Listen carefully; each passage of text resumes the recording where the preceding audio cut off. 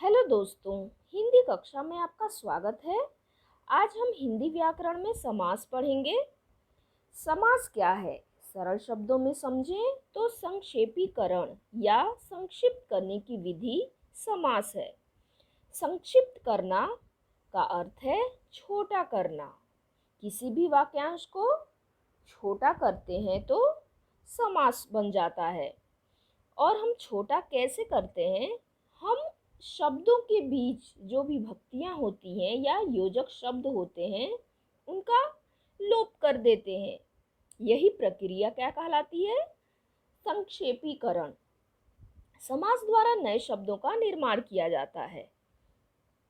इस प्रकार हम समास की परिभाषा क्या दे सकते हैं? एक दूसरे से संबंध रखने वाले दो या दो से अधिक शब्दों के मेल को समास कहते हैं।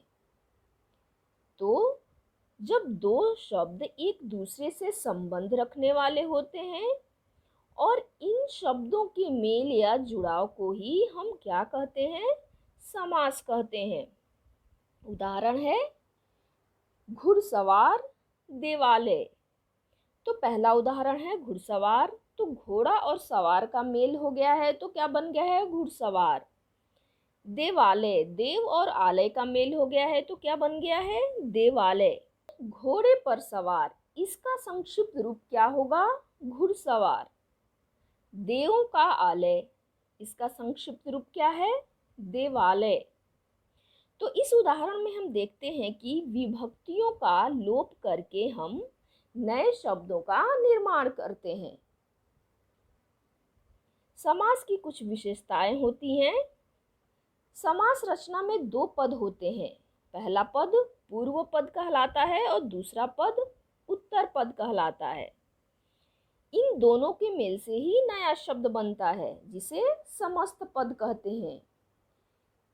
और दो पदों के बीच विभक्तियों का लोप हो जाता है, जैसे कि हमने उदाहरण में देखा। घोड़ा और सवार, दो पद मिलकर नया शब्द घुड़सवार बन जाता है। इसमें पहला पद क्या है? घोड़ा और दूसरा पद है सवार। तो पहला पद पूर्व पद कहलाएगा और दूसरा पद उत्तर पद।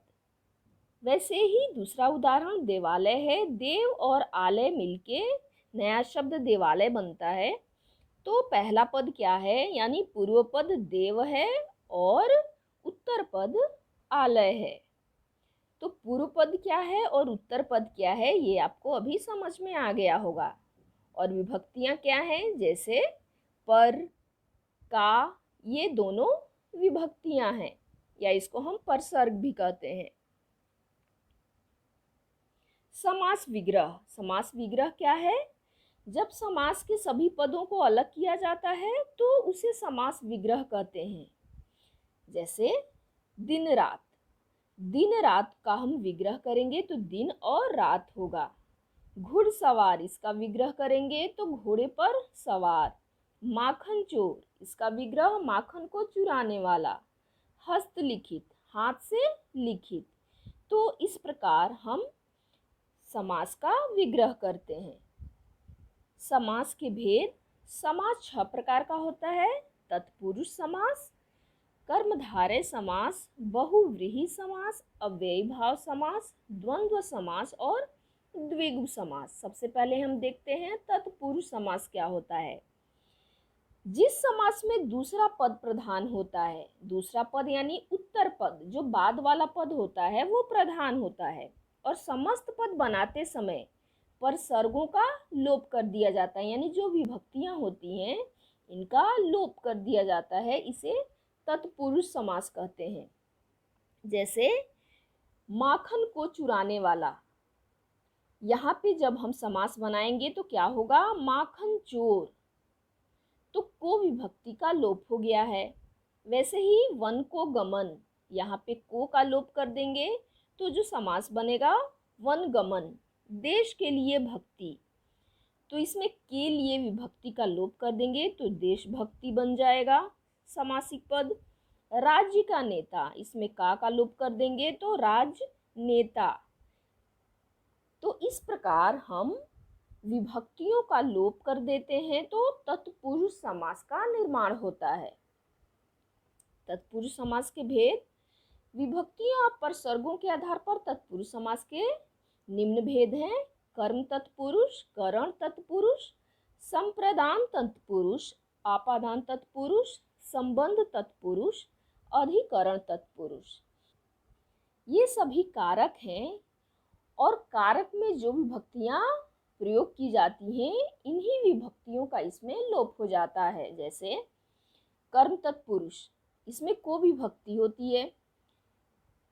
माखन चोर यानी माखन को चुराने वाला, जब हम समासिक पद बनाते हैं तो को विभक्ति का लोप कर देते हैं, माखन चोर। वन को गमन, को का लोप कर देंगे तो क्या बन जाएगा, वन गमन। परलोक को गमन, परलोक गमन। यश को प्राप्त, यश प्राप्त। मृत्यु को प्राप्त, तो मृत्यु प्राप्त। इस प्रकार हम को विभक्ति का लोप करके कर्म तत्पुरुष बनाते हैं। करण तत्पुरुष, इसमें से और द्वारा विभक्ति प्रयोग होती है और हम समासिक पद बनाते समय इन विभक्तियों का लोप कर देते हैं। जैसे रेखा से अंकित, तो इसमें से विभक्ति को हटा देंगे तो क्या बन जाएगा, रेखांकित। मन से गढ़ा हुआ, मन गढ़ंत। तुलसी द्वारा कृत, तुलसीकृत। हस्त से लिखित, हस्तलिखित। भूख से मरा, भूखमरा। रस से भरी, रस भरी। संप्रदान तत्पुरुष, इसमें के लिए विभक्ति का प्रयोग होता है। तो उदाहरण देखिए, रसोई के लिए घर, क्या होगा समासिक पद, रसोई घर। के लिए हम विभक्ति का लोप कर देंगे तो रसोई घर। राह के लिए खर्च, राह खर्च। के लिए विभक्ति को हम हटा देंगे। देश के लिए भक्ति, देशभक्ति। विद्या के लिए आलय, विद्यालय। हाथ के लिए कड़ी, हथकड़ी। परीक्षा के लिए केंद्र, परीक्षा केंद्र। आपादान तत्पुरुष, इसमें कौन सी विभक्ति होती है, से, और इसका हम लोप कर देते हैं। रोग से मुक्त, यानी जो समासिक पद बनेगा रोग मुक्त, से विभक्ति को हम लोप कर देंगे। बल से हीन, बलहीन। गुण से हीन, गुणहीन। धर्म से भ्रष्ट, धर्मभ्रष्ट। पद से भ्रष्ट, पथभ्रष्ट। संबंध तत्पुरुष, इसमें जो विभक्ति होती है का, की, के। उदाहरण है राजा का पुत्र, तो का विभक्ति को हटा देंगे, क्या बन जाएगा, राजपुत्र। समासिक पद है राजपुत्र। सेना का नायक, का विभक्ति हटा देंगे तो जो समास पद बनेगा सेना नायक। देवों की भूमि, देवभूमि। राज्य की भक्ति, राजभक्ति। राम का भक्त, राम भक्त। समय के अनुसार, समयानुसार। तो इस प्रकार हम का, की, के विभक्ति का लोप करके संबंध तत्पुरुष बनाते हैं। अधिकरण तत्पुरुष, इसमें जो विभक्ति होती है वो होती है में और पर। उदाहरण है गृह में प्रवेश, इसमें में विभक्ति को हम हटा देंगे तो समासिक पद क्या बनेगा, गृह प्रवेश। वन में वास, वनवास। घोड़े पर सवार, घुड़सवार। आत्म पर विश्वास, आत्मविश्वास। रण में वीर, रणवीर। डिब्बा में बंद, डिब्बा बंद।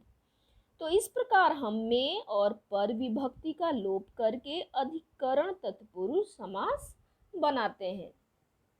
कर्मधारय समास क्या होता है, जिस समास में एक पद विशेषण यानी एक पद, पहला पद जो होता है वो विशेषण और दूसरा पद विशेष्य हो, अथवा एक उपमान, पहला उपमान हो और दूसरा उपमेय हो, उसे कर्मधारय समास कहते हैं। उदाहरण देखते हैं, नील गगन, इसमें जो पहला पद है वो नील यानी नीला और गगन, दो जो पद मिलके बने हैं नील गगन, तो पहला विशेषण है और दूसरा विशेष्य है। नील कमल, नीला है जो कमल, पहला पद नीला और कमल यानी विशेषण और विशेष्य। महाराज, महान है जो राजा, तो महान और राजा दो पद मिलके महाराज बने हैं।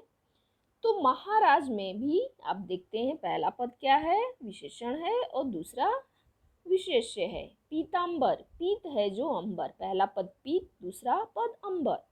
मृगलोचन, मृग जैसे लोचन, पहला पद क्या है मृग और दूसरा लोचन, इसमें क्या किया जा रहा है, तुलना की जा रही है, तो इसमें एक उपमान है दूसरा उपमेय। मृग उपमान है, लोचन उपमेय। कमल नयन, कमल के समान नयन, तो इसमें भी तुलना की जा रही है। तो उपमान और एक पद उपमान है और दूसरा उपमेय है। बहुव्रीहि समास, जिस समास में कोई पद प्रधान नहीं होते, अर्थात पूर्व पद और उत्तर पद दोनों में से कोई प्रधान नहीं होता तथा समस्त पद किसी तीसरे पद की ओर संकेत करता है, उसे बहुव्रीहि समास कहते हैं। उदाहरण देखते हैं। मुरलीधर, इसमें पहला पद क्या है? मुरली, दूसरा पद है धर, यानी धारण करने वाला, मुरली को धारण करने वाला अर्थात कृष्ण। यहाँ पे तीसरे की बात की जा रही है, यानी कृष्ण की बात की जा रही है। घनश्याम, घन के समान श्याम है जो, अर्थात कृष्ण, यहाँ भी तीसरे के बारे में बात की जा रही है।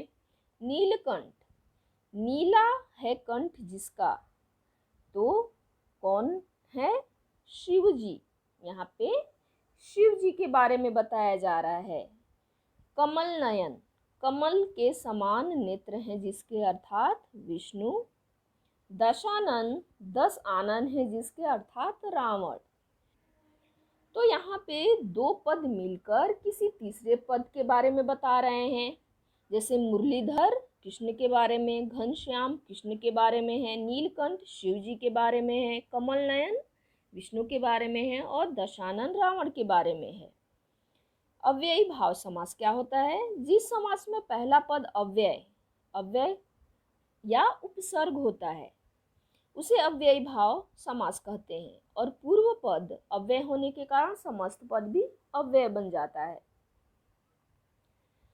उदाहरण देखते हैं। आजीवन, इसमें पूर्व पद क्या है? उपसर्ग है आ। जीवन, आ का अर्थ होता है भर और जीवन, जीवन भर। विग्रह करेंगे तो क्या होगा? जीवन भर। आमरण, मरने तक, इसमें भी उपसर्ग लगा है। यथा संभव, इसमें पूर्व पद यथा क्या है? ये अव्यय है, जितना संभव हो। यथाशक्ति, इसमें भी पूर्व पद अव्यय है। प्रतिदिन, इसमें भी पूर्व पद अव्यय है। भरपेट, इसमें भी पूर्व पद क्या है? अव्यय है। इस प्रकार यदि पूर्व पद अव्यय हो या कोई उपसर्ग हो तो अव्ययी भाव समास होता है। द्विगु समास, जिस समास का पहला पद संख्यावाची हो वहां द्विगु समास होता है।